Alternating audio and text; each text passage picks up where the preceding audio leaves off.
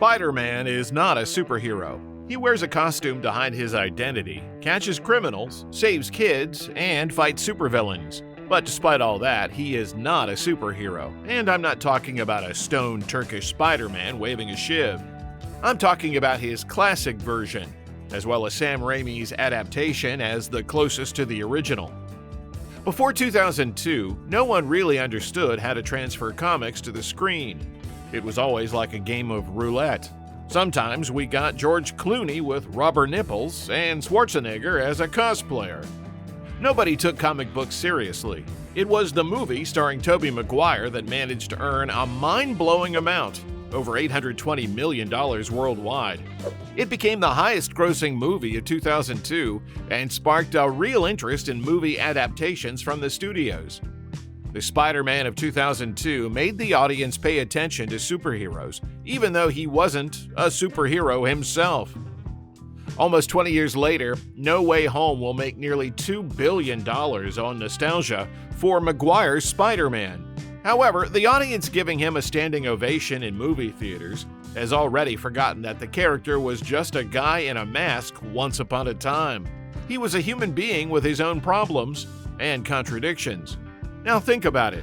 It's been almost 6 years since Stan Lee passed away. Since 2018, Marvel has been living without its creator and has been getting further and further away from the humanness of its first characters. Like this video and leave a comment if you also missed the times when superheroes were just ordinary people with real problems. Today, we will discuss how a character named Peter Parker was born, how he paved the way for modern superheroes, and how he died ignominiously to the cheers of the crowd. The emergence of each superhero reflects a certain stage of modern history and responds to the demands of the people of the time. Superheroes appeared in the early 40s, at the height of World War II, when people desperately needed a symbol of hope and victory. Captain America, symbolizing patriotism, becomes the most popular of them in a wave of nationalist propaganda. On the cover of a magazine, he was punching Hitler in the face. But once World War II was over, Steve Rogers went straight to the dumpster. No one wanted to read about soldiers in warfare anymore. In 1957, the Soviet Union launched the first satellite, starting the space race, and at the same time, terrifying ordinary American citizens with the thought of an invasion from outside. Popularity turns to the Green Lantern, which protects people from space. The age of the technological advancement is coming. People believe that science can protect them from any threats. That's where the Flash shows up. Fast and flashy. He was a scientist and wore a suit in the colors of premium cars of the mid-50s. Flash introduced the Silver Age of superheroes, bringing the genre back to life. The curious thing is that Barry Allen took the Flash alias from a comic book he was reading inside his comic book. The multiverse was just emerging at the time. Then there was an unbelievable boom of superheroes that fundamentally changed the genre. The Fantastic Four was released, where characters quarreled, faced their routines, and generally talked like normal people instead of saying cliches one after the other. In the book, Origins of Marvel Comics, Stan Lee wrote the following: "For the first time in my life, I was creating a story that I, if I were a comic book reader, would want to pick up.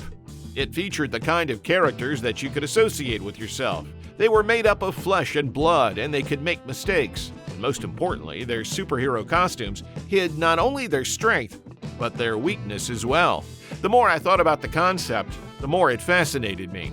Realism in comics suddenly became popular. The Fantastic Four skyrocketed, and Stan Lee came up with the idea for a new character inspired by flies buzzing around and crawling on walls. Marvel released Spider-Man. Stan Lee took a completely new approach to creating this character. It was incredibly simple and yet ingenious. Since comic books have spread so much among teenagers, it was important to make the protagonist a teenager, certainly with some personal problems. It's shocking that for 20 years of the genre's existence, no one came up with this, especially in the 40s, when 90% of kids were reading comics. Before Spider-Man, teenagers were just sidekicks to main characters, like Robin.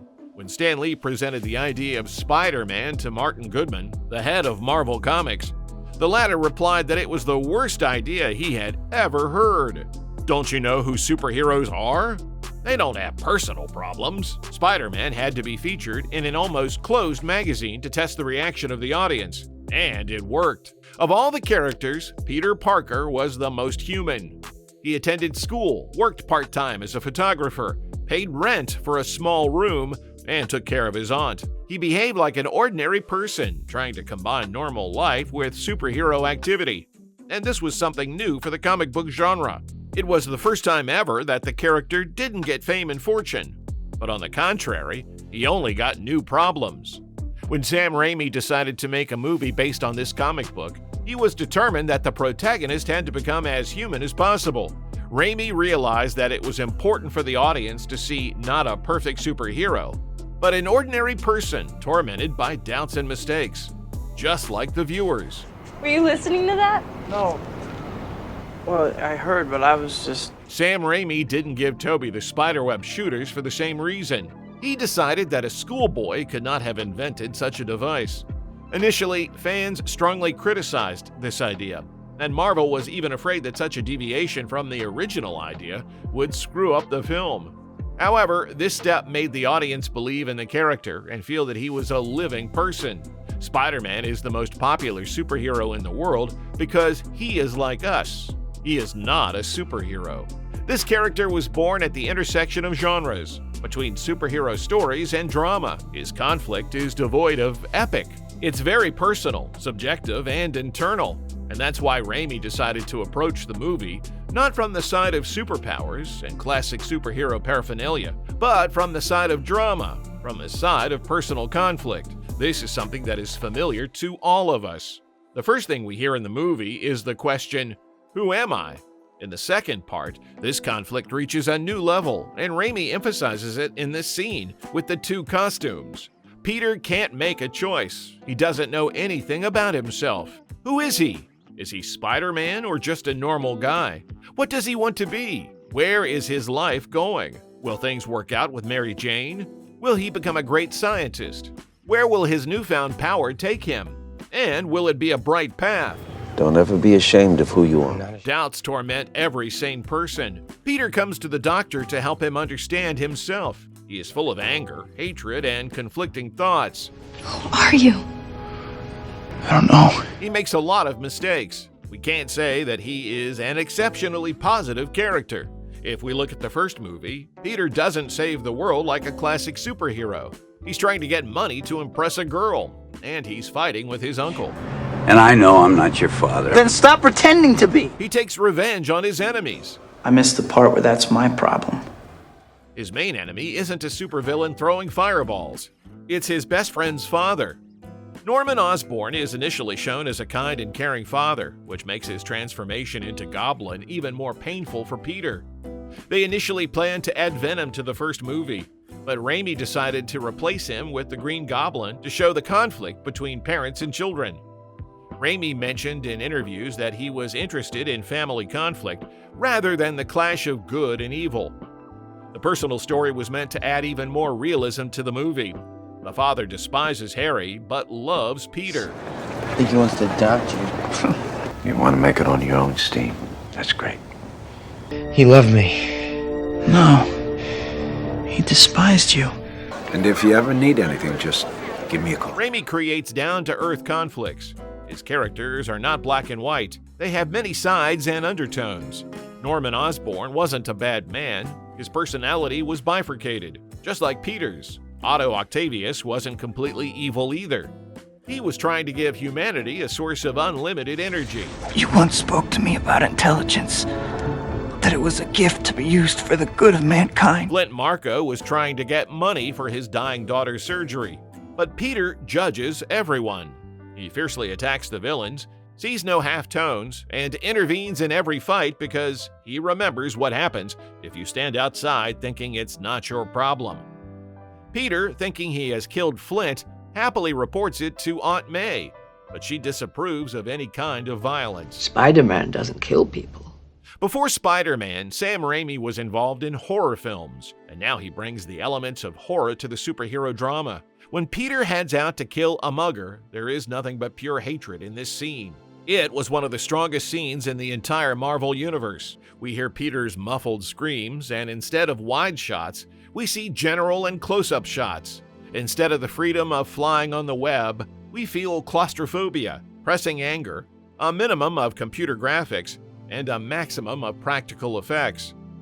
Peter chases a burglar into a darkened room, traps him like an animal, shatters the glass with his head, and throws him out the window.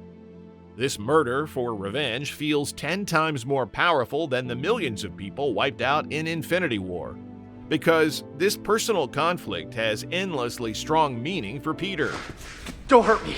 Just give me a chance. Just give me a chance. I don't sympathize with the problems of the Avengers. I don't understand them. I don't know what this universal conflict means.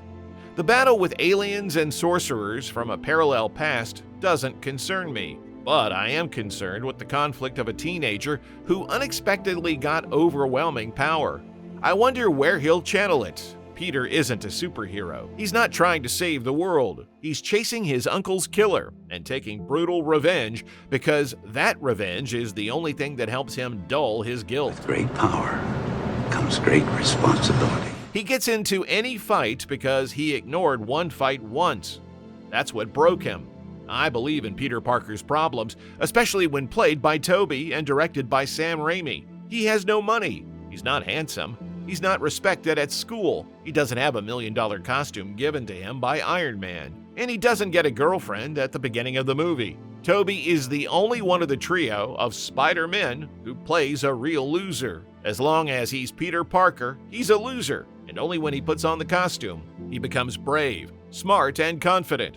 For example, they had to give Tom Holland a chubby nerd friend because the actor doesn't look like a nerd at all. This is the main difference between Spider-Man played by Tobey and Spider-Man played by Garfield or Holland. When he takes off his costume, he becomes Peter Parker, not Spider-Man without the costume. Tobey Maguire's Spider-Man was a total sucker. Bullied by the entire school, he is succeeding academically, but his social skills suck. Garfield's Spider-Man is not bullied by the whole school, only by a bully named Flash, and not that much. Holland is even a cooler guy. Flash allows himself only a couple of harmless jokes towards him. Tom Holland admitted that the directors deliberately made his character more successful and popular so that he corresponds to the modern generation of viewers. To me, $20 from Aunt May means a lot more than a multi-million-dollar costume from Tony Stark. No, I can't take that from Yes, you can. You can take this money from me. Because it's almost all they have. Aunt May is very poor. She's been kicked out of her house. It's a small but priceless gesture. For billionaire Stark, a costume means nothing. Hundreds of his inventions break and explode. It devalues the significance of the gesture. I don't care, because he doesn't care. For Tom Holland's Spider-Man, Tony Stark, a genius, billionaire, playboy, and philanthropist, is an idol. But Tobey's idol is Octavius. He's a charming nerd and has a beautiful, loving wife. When Peter has dinner with them, he realizes what he wants: a peaceful life with Mary Jane and an office at the university. The superhero costume brings him nothing but pain and misery. It's a huge wound that can't heal in any way. Peter loses his powers and can't climb walls because this movie is not about a superhero, but about a man who can't let go of the past and forgive himself. Sam Raimi mentioned that this was the most important and personal moment in the whole trilogy. Peter Parker doesn't want to be Spider-Man, especially Tobey Maguire's Spider-Man. As Stan Lee said, it's not his strength behind his costume, but his weakness. Peter is a typical nerd, and his nerdiness is best demonstrated in this scene. an exponential increase in energy output. A huge amount of energy. Now let's talk about the most significant scene in cinematography. Back then, it caused a serious wave of bewilderment. Everyone said it was just a cringe. But that's the way it was meant to be. The symbiote inside Peter makes him feel confident. The goofy gait and dance is what Peter's idea of being cool is. Because he's a nerd, it looks cool in his head. Pete's something of a genius. I'd be completely lost without him. Many people berate Sam Raimi's trilogy for repeating the lady in distress cliché. But not many people noticed that Raimi used this cliché deliberately, parodying the classic horror films of the 30s that he was inspired by. Temptation, but deliver us. Goblin attacks Aunt May and then kidnaps Mary Jane. Octavius also attacks Aunt May and then kidnaps Mary Jane. What does Venom do? So, where to? It's the style of a big fan of horror movies. Raimi likes sharp zooms and screaming women more than anyone. The best way to evoke fear in the viewer is to show the fear on the character's face in close-up. The author's vision allowed the early Marvel movies to be something more than just part of the universe. They were meaningful and independent. Back then, they captivated the audience. There are a dozen scenes in Raimi's trilogy that feel like they're from the horror movies. Peter's transformation. Harry and the father's laughter. Dad? Harry and Octavius. Norman in front of the mirror. Remove those in your way. Norman with the mask. Parker, we can destroy him. I can't. Or a goblin pretending to be an old lady. Especially the scene with Octavius in the hospital. It was 3 minutes of pure horror.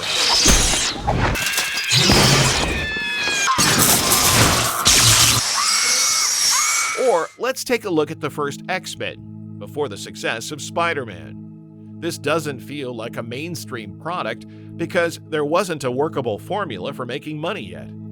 It's a personal story about a man with no memory and a girl who can't touch her boyfriend. And Fox Studios, releasing the movie, was not even sure of the success of the project. The studio even lowered its budget, fearing that no one would want to watch a movie about strange mutants. Christopher Nolan's Batman and the first Iron Man were the last amateur films in the genre of superheroes before the studios finally set rigid standards. This was already noticeable by the end of the trilogy with Tobey. There was supposed to be no Venom, only the Sandman. But Venom was hastily added to the script to start inflating the universe and getting people used to the genre and the interplay of characters.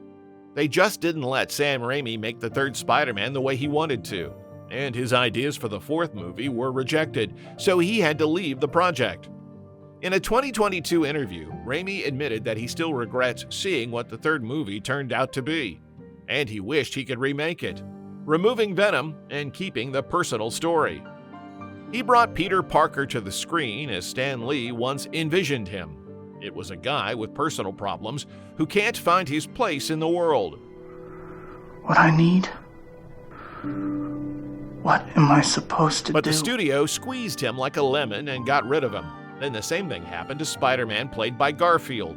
The actor even publicly criticized Sony Studio for constant interference in the creative process. And now we're witnessing Tom Holland's Spider-Man getting squeezed out. And he's definitely not the last Spider-Man on the screen. Raimi said humans are interested in stories about humans. But now there's increasingly less room on the screen for humans, and increasingly more of the timing is taken up by flashy epic twists and turns. The level of epic is rising. Parallel universes, time travel, mass genocide of the universe. After that, the studio simply cannot tolerate a quiet personal story about a small human being. If the topics we tackle in our videos resonate with you, please support our channel. Subscribe, share this video with your friends, and watch other episodes on the channel. We try to make you feel the movie, not just watch it. Spider-Man paved the way for superheroes into the world of big movies, and then got squeezed and spit out. I'm not trying to be offensive to Tom Holland's Spider-Man. I like Tom Holland, and I like Spider-Man in his performance. All I'm trying to say is that there is a completely different Spider-Man, like a new version of the Joker. This Spider-Man is a superhero like Thor or Captain America, and I don't know if that's good or bad. I just feel sad that we probably won't see the same ordinary Spider-Man ever again. Not the superhero Spider-Man, not the vigilante Spider-Man, but the Spider-Man created by Stan Lee, who looks like us, made of flesh and blood, with some mess in his head and trivial household problems, like a malfunctioning door. You'll get your rent when you fix this damn door! That wasn't cool. He is a good boy. He must be in some kind of trouble.